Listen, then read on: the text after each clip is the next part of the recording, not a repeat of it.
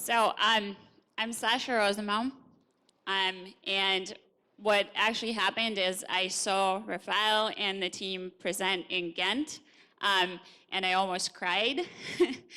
And I wanted to come here and be a part of this community as well. I have, you will notice, Portuguese subtitles in my slides. I don't know if they're any good because I don't speak Portuguese. So if it says I'm swearing, it's not true, I'm not. So my Twitter handle is DivineOps, and I do appreciate you tweeting at me because it sort of lets me know if you liked something about the talk or if you didn't like something, so it's kind of my feedback for the talk. Oh, fancy technology.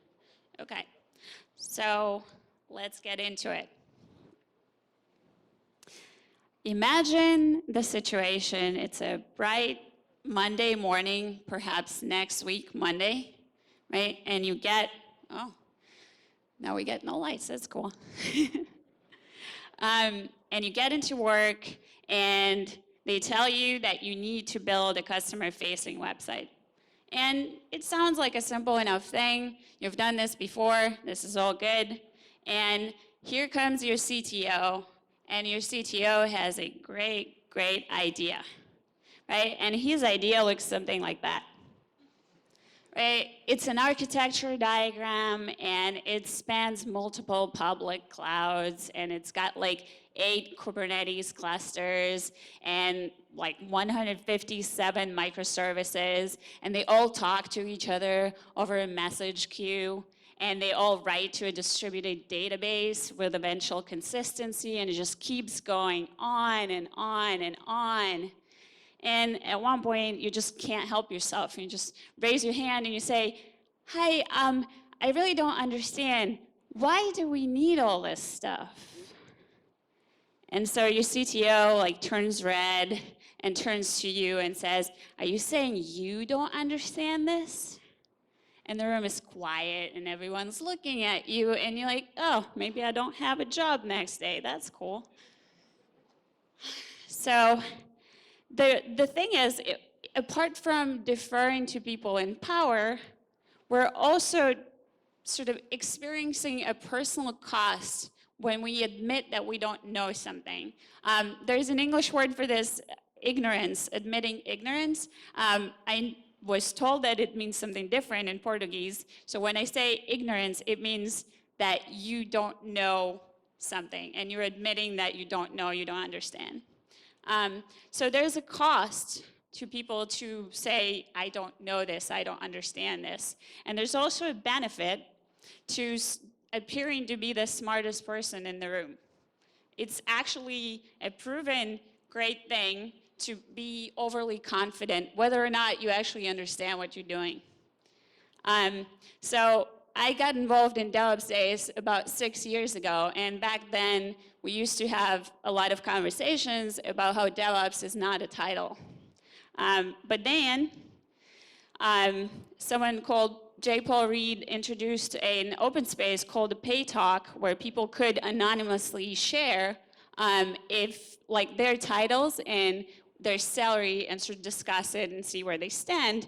And what we have discovered during the Pay Talks is that people who added DevOps engineer to their title got paid 20 to 30% more over people who were sysadmins or developers and stuff like that.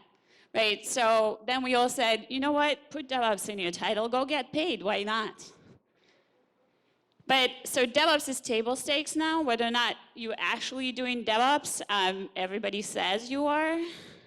So now there's a new thing. It has to work because it came from Google. And that's going to give you another salary bump, so you would really want to put SRE, right, site reliability engineering, on your resume, whether or not you know what it means. The other one that's really important is Kubernetes. This one's truly like one ring to rule them all. Like, you have to have it. You cannot move on with your life without having it on your resume. What I'm talking about actually has a name. It's called resume-driven development.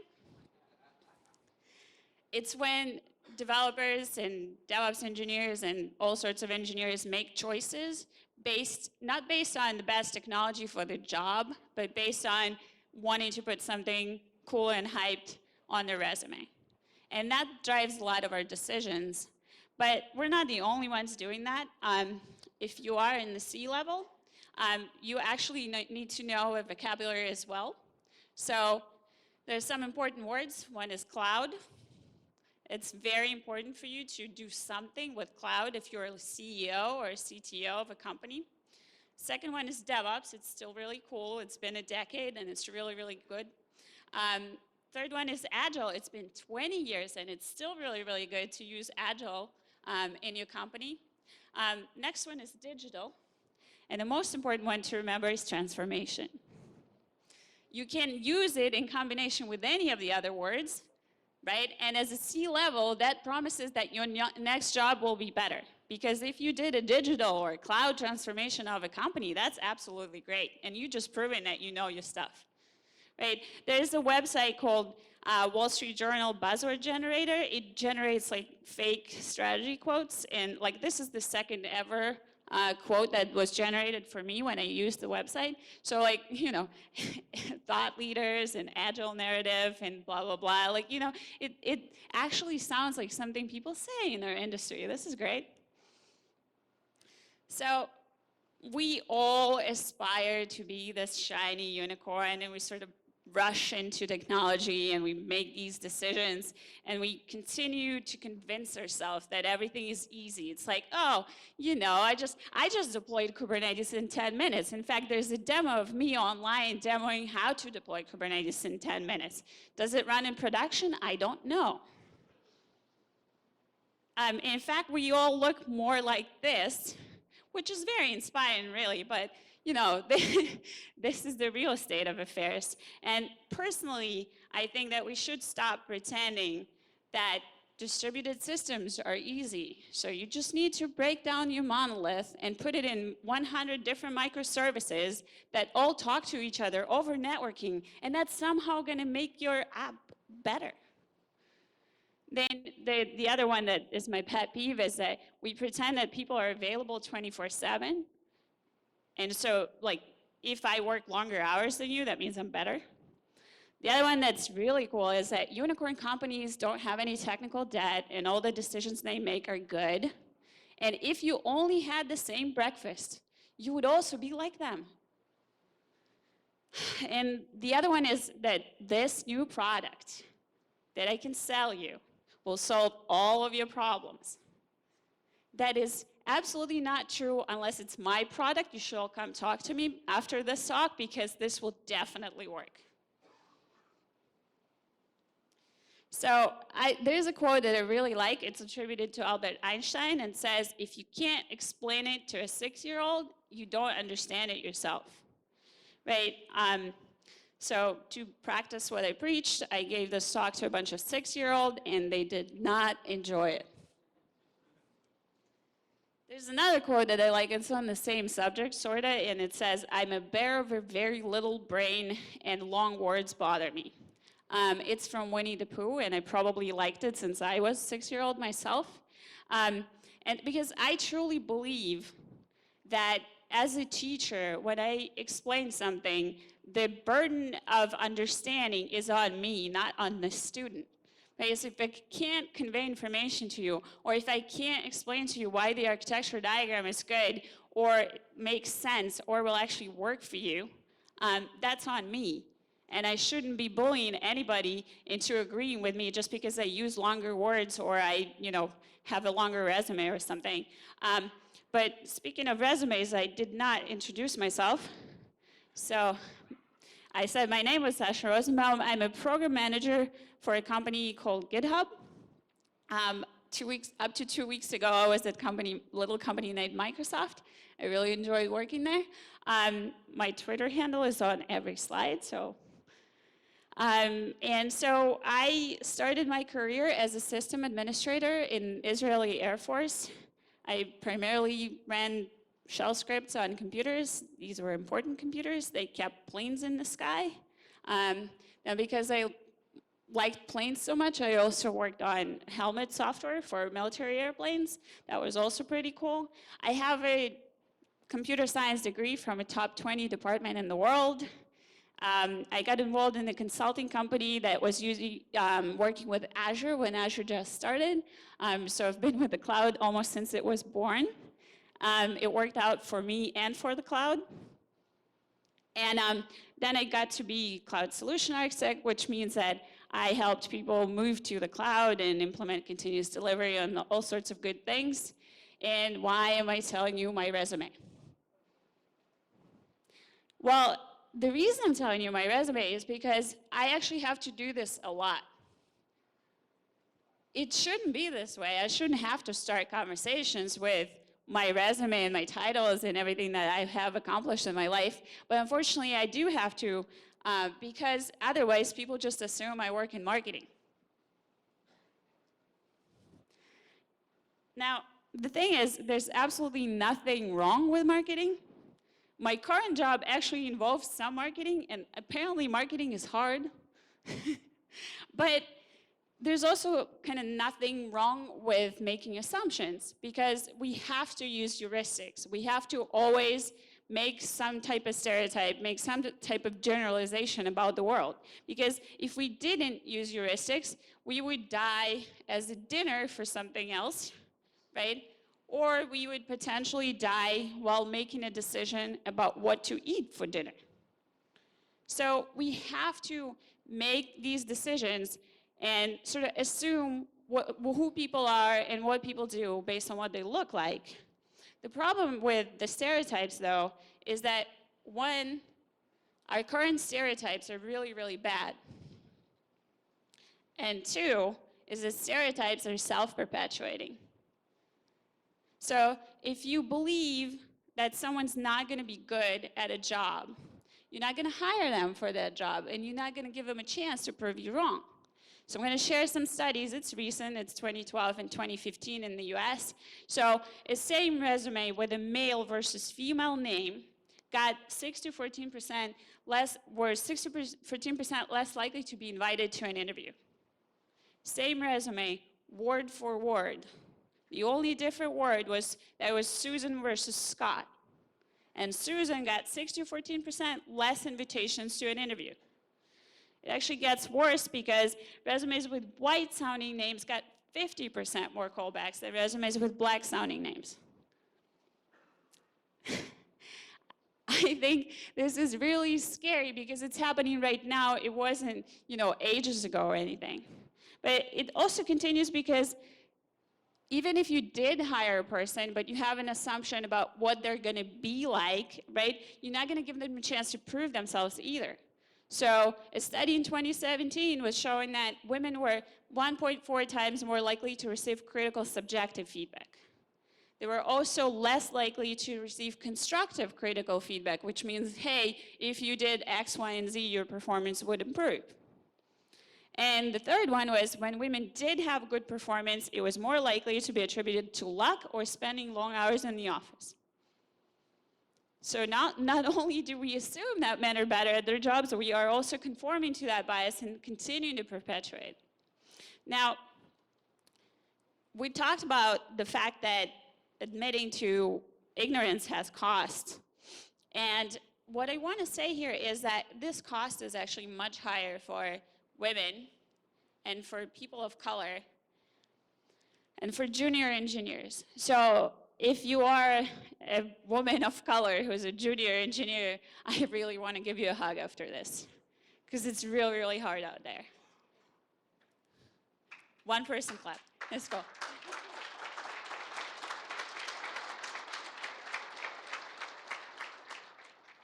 This is, by the way, the second time ever I'm talking about diversity on stage, because it's kind of scary to do.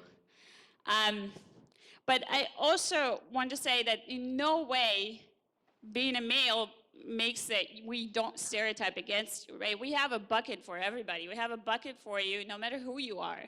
And men have lots of stereotypes attached to them. And so one of the biggest ones is that you can't admit to being afraid and you can't admit to being weak. So you actually have to be overconfident because we tell you to be overconfident because we tell you that you can't admit to weakness.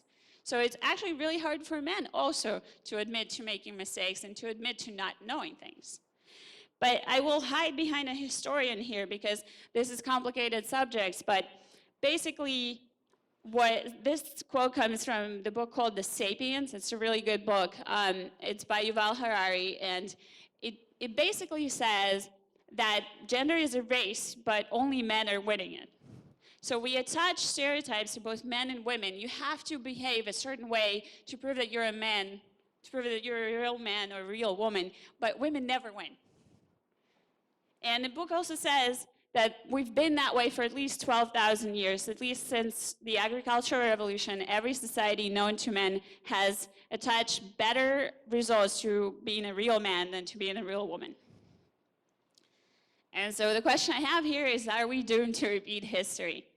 And I really believe that we are not. Like, we can change the future. We write history every day and we can change it, but we have to think about it to change it. So the other thing is, this took me a minute to realize. Actually, I thought that I treat everybody the same, and that's not true. It's not true for anyone. So if you say, hey, but I'm not like that, I'm really treating everybody the same, men, women, people of color, doesn't matter, everybody's the same to me. That's not true. Humans don't do that. You're not human. You are assigning weights to different appearances and to different behaviors, and this is just a normal thing to do. So there's this study done by Harvard. They have a bunch of tests, and I have a link to this. I have a resource slide in my deck, and you can all use that.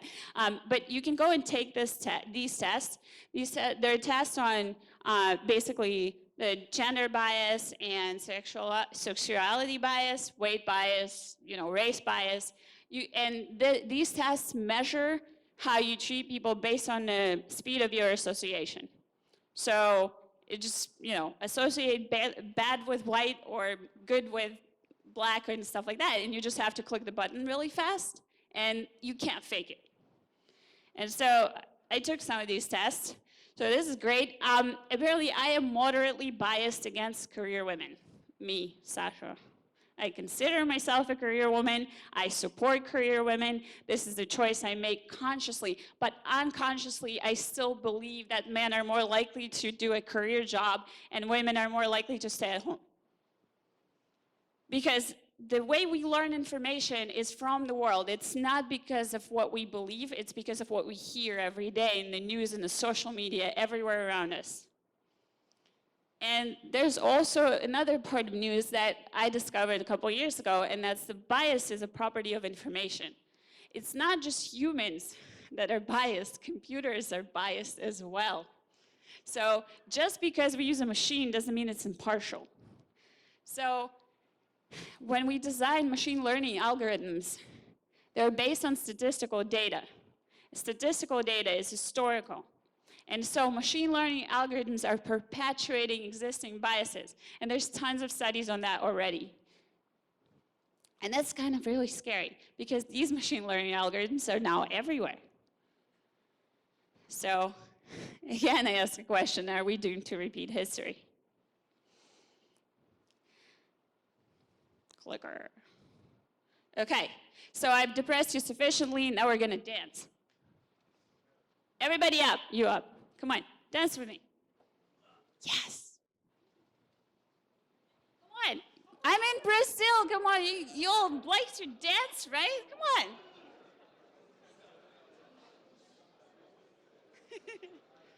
Good job. I see you not dancing. Sorry. Music is complicated. Music needs to have rights. Anyway, this dance is called the hapak. It's a traditional Ukrainian dance. It's also a great leg workout. If you can do it for more than 30 seconds, I'm impressed. Also, you can sit down. Thank you very much.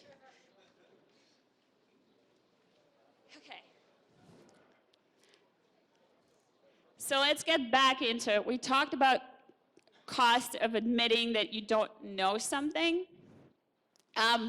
And so the next question is like, why should we speak up? Like if it's costly to disagree with people in position of authority or to admit that we don't know things, maybe we should just charge ahead and not ask any questions. And so the problem is that making decisions without considering consequences is really dangerous. And there's cost to complexity. And so potentially, I'm sorry for the comic, I couldn't help myself, you can't read it, you can see it later in slides. When your applications are complex, it takes longer to learn. It takes longer to build. It takes way longer to maintain. It's really hard to onboard new people. It's really hard to understand what's even going on in there. People are still running mainframes that no one understands anymore because the cost of moving on is too high, right? And it increases your chances of failure. The more you do things you don't understand without even admitting to it, the more chances of failure you actually have.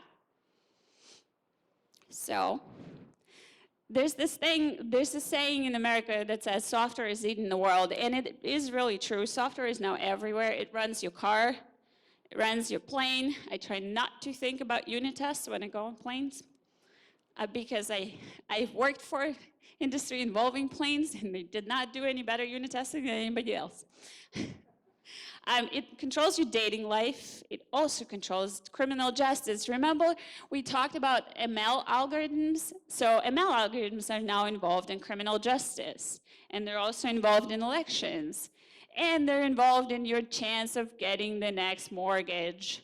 Yeah, so software is everywhere. That's great. So software rules everything around me. And so I could tell you lots of studies about how diversity is really good and diverse opinions really matter and it's really better for you to build diverse teams. But I think that it's simpler than that. We're building software for everyone, right? It's not just for the people who are in this room. It's for everyone in the world. And so I believe that software should be made by everyone. Because I personally cannot imagine the experience of a blind person. I will never be able to sufficiently imagine how they interact with my software. And so having a blind person on the room is like an automatic quality assurance that blind people will be able to use my product.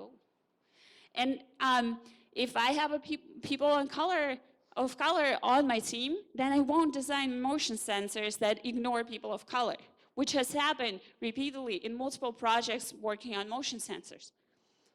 So the more diversity you have in your team, the more chances you have to design better software for everyone. And so making space for diverse opinions really matters. But Sasha, business doesn't care about this. Right? Cash rules everything around me is a proper quote from Wu-Tang Clan, and we also discovered that they really like pictures of dollars in this slides.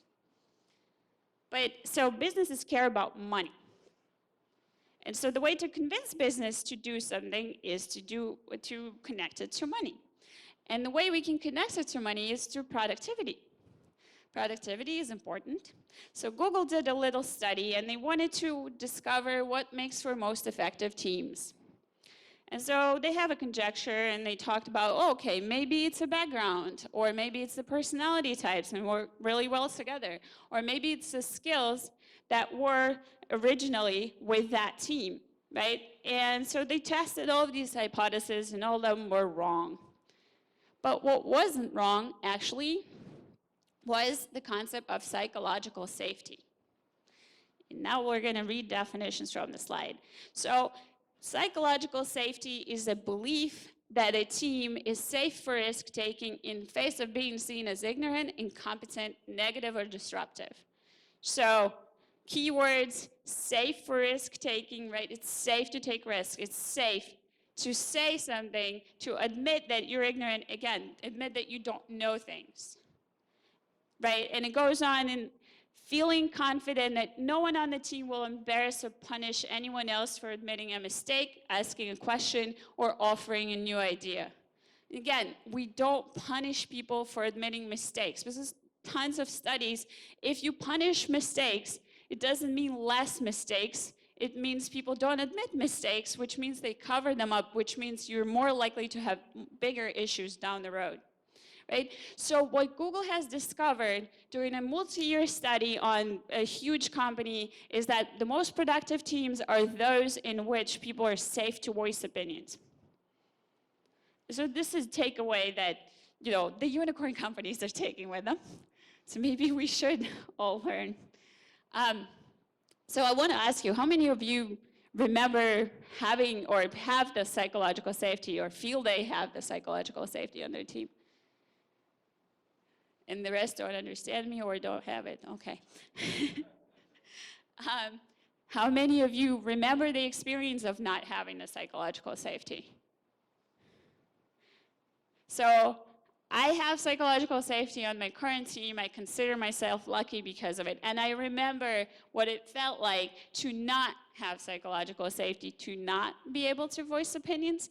And that is a way different feeling. And so I immediately, intuitively accept the results of that study because it makes sense to me, right? I know that I am a lot more productive if I can be myself and if I can voice my opinions on the team. So psychological safety doesn't just happen out of the blue. So how can we foster it for our teams? Every one of us is a leader, right? Some of us lead really tiny communities and some of us lead really big communities, but every one of us leads. And as a leader, you should remember that it's important to make it safe to express opinions. Just make space for people in conversations. It's actually a big switch that we have to do. So when we're junior, we try to be assertive, we try to be heard, we try to insist that our opinions are heard. And then when we become managers, we need to remember that now people automatically defer to us. And when we argue and when we say, oh, you don't understand this, then people will automatically just shut down and not voice their opinion anymore. So it's a really important mind switch that we need to make here. It's also important to make it safe to admit mistakes. That one is hard because it's not natural. So there's a lot of talk in the SRE community about being blameless, and being blameless is not natural. We really like to find scapegoats. That's the natural thing to do. And it's just important to make sure that you don't try to find that one person to blame for that outage or something like that, because the next time it's going to be worse if you do. And this is what I really believe in terms of admitting mistakes. As a leader, you should lead by example, meaning that you should tell that story of you destroying production, right? Of you deleting that important table with all the PII information or whatever it was. Because then people know that it's okay. Now, this is different in different cultures. Some cultures, it's easier than others to be blameless, and it's easier than others to admit mistakes. But honestly, all cultures have discovered that it's important. In fact, in Korea, there was so much deference on teams that pilot airplanes. That's just one example, that they had to switch the language in the cockpit to English because that was the only way to make people actually communicate with each other without just bowing to authority. And that improved the situation so much that they had much, much less plane crashes in the next year. So it's important to remember that you personally don't know everything. And more important to remember that it's actually okay to not know everything. This is a book summary in a single sentence. You're here to improve yourself, not to prove yourself. It's a book summary of this book. If you take nothing else from this talk, consider going and reading this because it's a really good book. It talks about growth mindset. It's by Carol Dweck. It's a big deal to Microsoft. Fixed mindset is when we believe that our abilities are inborn and we can't change them. And hence, we have to prove ourselves. So every time we face a challenge, it's a test of how good we are. And every day, we have to prove that we're good enough. And there's nothing we can do to change that. Growth mindset is when we believe that our talents are inborn, but we can improve on them through hard work. And there's a lot of studies that when people have growth mindset, they're much more open to conversation and to learning and to just not having to be so defensive about their territory about being the smart person, right? Personally, I wish that someone gave me this book when I was a teenager because it would have improved my life experience. I honestly think that if you read it, it will improve your experience and potentially your company. But none of this stuff is easy, and I would be lying to you if I said that these weren't hard problems, because everything that I mentioned in this talk is really, really difficult. And it's all of these things are emotional intelligence, which means that just reading about them is not enough. You have to practice them every day until they become a part of you. But I honestly really, really believe that if you made these changes and if you tried to be better on these, then it would be worth it for you and for your company. And I believe that we don't have to repeat history. Thank you.